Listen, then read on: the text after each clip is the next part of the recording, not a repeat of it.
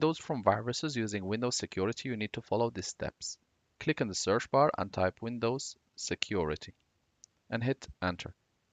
Click on the Windows Security app to open.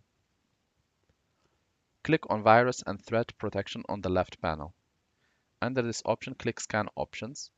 Select Custom Scan. Click Scan Now. Select the PC shortcut.